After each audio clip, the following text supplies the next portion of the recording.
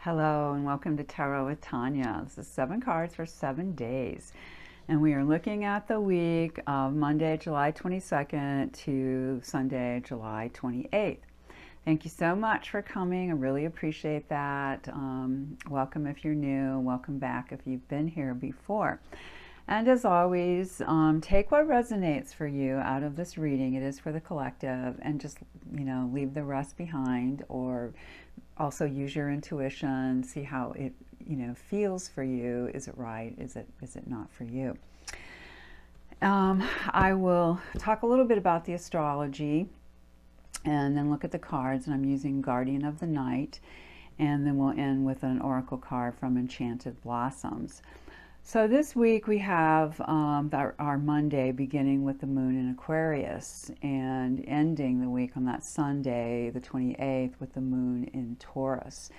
So we've been in this cycle lately of a fixed moon beginning our week and a fixed moon ending our week. And of course we're going through, the rest of them during the week. And what does it mean to be fixed? Fixed is very strong. Fixed can get things done. Fixed is good with structure. Fixed can also be stubborn. That is the other side, can latch onto an idea or a plan or an attitude or whatever. So we just want to be mindful of that and use it for our best interest. Aquarius, the humanitarian, the far out, the inventive, the unique, the original. Technology, AI, things like that. And then the moon in Taurus is very different in terms of its emphasis tends to be more on the body, on nature, on sensuality.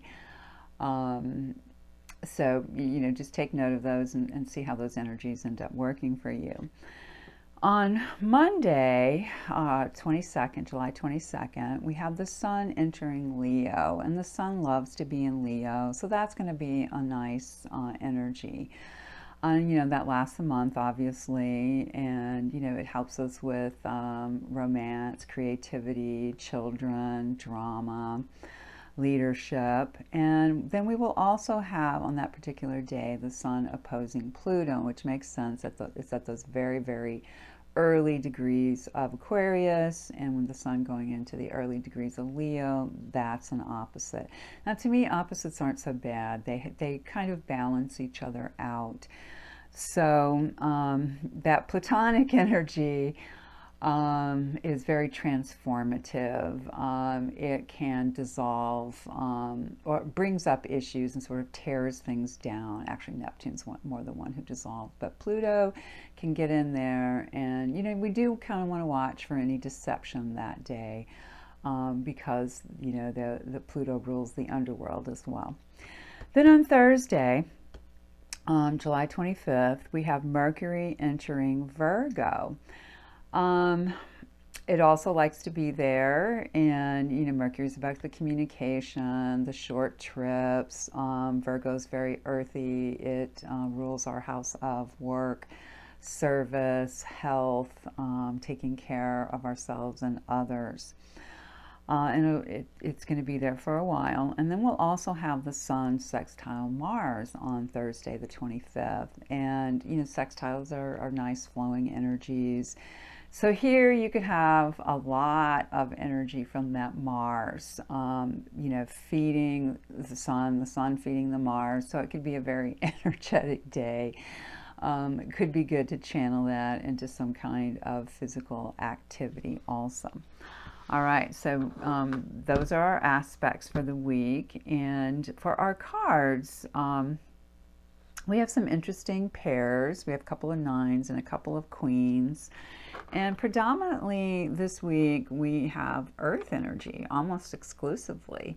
So last week was a lot more of the masculine energies, and this week again more of those feminine energies with cups and pentacles. So our first card that came up is the Hanged Man. And this is number 12 in the majors if you're, learning the tarot. So here's a pause in the journey. And hanging upside down changes the blood flow, obviously. The blood, rushes up to the head. And the idea, the concept, and you can see it by the sort of golden halo around our critter here, that it supposedly gives us a new perspective. We see things in a fresh way. Could help us solve a dilemma. The energy can be a stalling energy sometimes, like that timeout that is needed. So, obviously you're the judge of that. And that is that day that the sun enters Leo and opposes Pluto. So it might be good for a little timeout, a little reevaluation of where you are in life, what's going on. When we get to our Tuesday, we get to the Nine of Cups. And this tends to be a very happy card. Some people talk about the bird of paradise. Here, of course, we have this wonderful peacock. It's a happy, so it's actually called happiness in some decks. And it's just a really nice, lovely flow of energy that is a softer one that can relate to our intuition, our emotional connections to other people. Part of our pairing here is another 9, this one being the 9 of Wands. And, with our prickly animal, our hedgehog here, with the quills, this fits. I've seen this described as a card where we might want to learn to preserve our energy. It's kind of like choosing your battles. When do you want to put that energy out there? When do you want to contain it? And, making a choice. Not feeling like you have to, but choosing to do that. So wands are, actually there are a couple masculine energy cards this week. And, this being one of them. So I've also seen this card called respect. So respecting your own boundaries and those of others could be a good way to use that energy. On Thursday, we are back to the feminine with the 10 of Cups. So earlier in the week we had that 9. Now we're at the 10. And, it's just such a wonderful grouping of the cups above the trees, the animals in front of them, below, the leaves and the boughs and so forth. And it's a happy home. It's a very emotionally happy place to be. It could be a very family-oriented card. It could be a relationship card. It could just be your own inner self feeling really good. You built off of it using that 9 of Cups on Tuesday. Feeling good about life, 9 of Wands, perhaps standing up for the self, using energy wisely, and then feeling really good about that on Thursday. Also, it could be a flood of emotions. I mean, that can be the darker side of the card, that just a lot of emotion comes up, and it's time to process that and let it go, because 10 are those peak numbers. When we get to our Friday, we have that other masculine element, though it is softened by being a queen, and this is one of 2. So this one, of course, she's carrying the sword, so it's that masculine air energy. And, you've got this owl.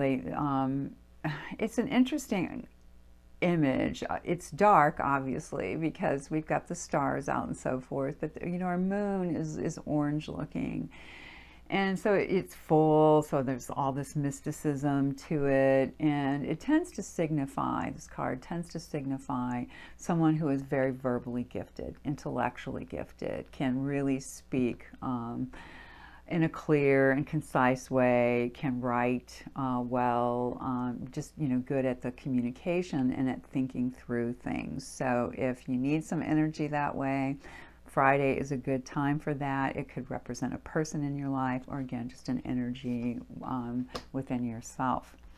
We get our second queen then on Saturday, and of course it's feminine because it's a queen, and then it's a double feminine because it is cups. This is sometimes referred to as the water fairy. It's very psychic, mystical, intuitive, nurturing, loving, hopefully kind. The dark side can be, using some of that against people, or being a little bit too over-mothering, smothering, something like that. But generally, it's a very lovely energy. Again, can be within the self, or representing someone who might come into your life that day. Someone you know, doesn't have to be a stranger or anything like that. So that's our Saturday. And then we end our week with the cards on another feminine energy. And this one is the Five of Pentacles. This is called worry in the Thoth deck. Pentacles are obviously the earth element, as I said, and they can be a kind of slow moving energy. The fives connect all to the Hierophant, and that is an energy of the inner spiritual teacher, the leader. It can represent connections with law, higher learning, institutions of higher learning, things like that, philosophy. When we have the fives in the minors, they're all basically associated with challenges, challenges of being a human. So worry can be one of those. So a good technique might be like taking stock. What do I really have? Are the things I'm worrying about really all that important, or have I blown them up into my mind? I'm making perhaps a mountain out of a molehill. Is there a larger perspective? And just to kind of, feel it, see what it is, and then just let it move on through. So overall, as I said, it's a week where there's strong feminine energy. So a good week to practice with your intuition and nurturing yourself and others, and maybe making some good decisions when that Queen of Swords comes up, standing up for the self with the Nine of Wands, and at the beginning of the week, perhaps taking a pause. Nice time to do that with that Sun entering Leo. We'll end with our Oracle card. Excuse me. And as I mentioned, I'm drawing from Enchanted Blossoms. And the card that came up for us was Prosperity. And I know this one has come up before. I think it's been a few months, but here it is again. The flower is the allium, which is in the onion family, and our butterfly is the Brazilian swallowtail. Related to the onion and garlic, allium was one of the earliest cultivated crops. The Egyptians were among the first to document onion harvesting, but peoples of the ancient world have been doing so for generations. In the mid-19th century, allium was explicitly cultivated as an ornamental bulb for gardens, and they're beautiful. In that short time, gardeners have created a fantastic array of flowers, and allium can now be planted in a wide range of colors and sizes. Their large round flower heads can grow up to 10 inches in diameter. We tend to think of prosperity as an end goal. For most people, being prosperous means to be rich or to have everything they always wanted. However, this is not always the case. The card is asking you to work toward creating a life that is full of richness, and you're the one who has to decide what that means for you. Grow yourself, your friendships, and experiences to make each year better than the last. Yearn to do better, or possibly to do more, not necessarily monetarily, but in ways that will serve others and make you happy. Learn, grow, and do things that will improve your world. If something doesn't work, don't just give up. Failure is a lesson that helps us grow faster. So when we fail at something, we can keep trying, change our attack on it, something like that. So prosperity comes from consistently moving toward bigger and better things. So beloveds, I truly hope this gives you some guidance, some comfort, some ease, some ways to process what comes your way. And thank you again so much for being here. Please consider liking the video, sharing with your friends, subscribing. That would do wonders for the channel. And I will see you in about 7 days, and hope all is going well.